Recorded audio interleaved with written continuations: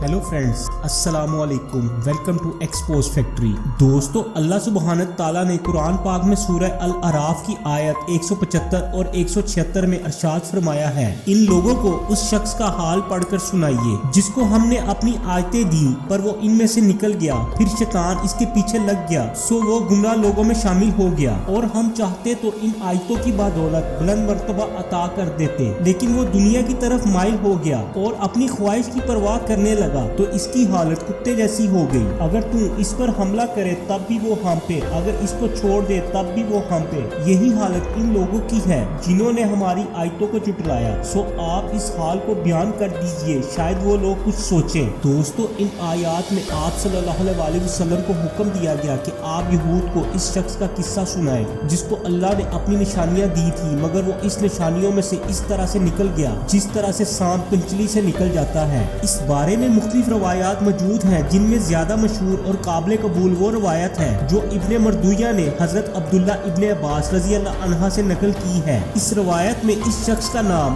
बालम बिन बाऊरा बताया है। ये मुल्क शाम में बैतुल मुक़द्दस के करीब कनान का रहने वाला था। एक रवायत में इसको इसराइली भी बताया गया है। इसको अल्लाह ताला की बाज़ किताबों का इल्म हासिल था और बाज़ रवायात के मुताबिक इसको इसमें आज़म आता था। घर के फिरौन और तरके मिस्र के बाद अल्लाह ताला ने हजरत मूसा अलैहिस्सलाम और बनी इसराइल को जब कौम अमालका से जहाद करने का हुक्म दिया। जब हजरत मूसा अलैहिस्सलाम अपने लश्कर को लेकर कौम अमालका के करीब पहुंचे तो कौम अमालका को इसकी फिक्र हुई। वो सब जमा होकर बालम बिन अबूरा के पास आए और कहने लगे, मूसा बहुत सख्त आदमी है, वो अपने लश्कर के साथ हमारे मुल्क पर कब्जा करने और हमें बेदखल करने के लिए आया है। आप अल्लाह से दुआ करें कि वो इनको हमारे मुल्क से वापस कर दे। बालम बिन बाऊरा इसमें आजम जानता था, वो इसके जरिए जो भी दुआ करता अल्लाह सुब्हान ताला उसकी दुआ कबूल कर लेता। रवायात के मुताबिक उसने पहले तो मज़ामत की और कहा कि वो अल्लाह का नबी है, इनके साथ फरिश्तों का लश्कर है, मैं इनके खिलाफ बददुआ नहीं कर सकता। अगर मैं ऐसा करूं तो मेरा दीन और दुनिया दोनों बर्बाद हो जाएंगे। लेकिन कौम ने बेहद इसरार किया तो उसने कहा कि मैं इस मामले में इस्तिखारा करता हूँ और अपने रब की मर्जी मालूम करता हूँ। इसने इस्तिखारा किया, इस्तिखारे में मालूम हुआ कि ऐसा हरगिज़ मत करना। इसने कौम से कहा, मुझे बददुआ करने से मना कर दिया गया है। उसी वक्त कौम अमालका ने एक बहुत बड़ा तोहफा इसको पेश किया। इसने इस तोहफे को कबूल कर लिया। इसके बाद जब लोगों का इसरार बहुत ज्यादा बढ़ गया तो इसकी बीवी ने इसको मशवरा दिया कि रिश्वत कबूल कर लो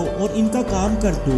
बीवी और माल ने इसको अंधा कर दिया। इसने हजरत मूसा अलैहिस्सलाम और बनी इसराइल के लिए बददुआ करना शुरू कर दी। उसी वक्त कुदरत का एक अजीब करिश्मा जाहिर हुआ। जो कलामाते बददुआ हजरत मूसा अलैहिस्सलाम और इनकी कौम के लिए कहना चाहता था, उसकी जुबान से वो बददुआ कौम अमालका के लिए निकल गई। तमाम लोग चिल्ला उठे कि तुम तो हमारे लिए बददुआ कर रहे हो। उसने जवाब दिया, ये मेरे इख्तियार में नहीं है। नतीजा ये हुआ कि इस कौम पर तबाही आई और बलम को ये सजा मिली कि इसकी जुबान लटक कर सीने पर आ गई। इसने कौम अमालका से कहा, मेरी तो दुनिया और आखिरत तबाह हो गई है, लेकिन मैं तुमको एक ऐसी तदबीर बताता हूँ जिसके जरिए तुम मूसा और इसकी कौम पर गालिब आ सकते हो कि तुम अपनी हसीन लड़कियों को आरास्ता करके बनी इसराइल के लश्कर में भेज दो और इनको ताकीद करो कि बनी इसराइल में जो कोई इनके साथ कुछ भी करना चाहे इनको मना ना करे। इसकी ये शैतानी चाल कौम अमालका की समझ में आ गई और वो लोग इस पर अमल करने लगे।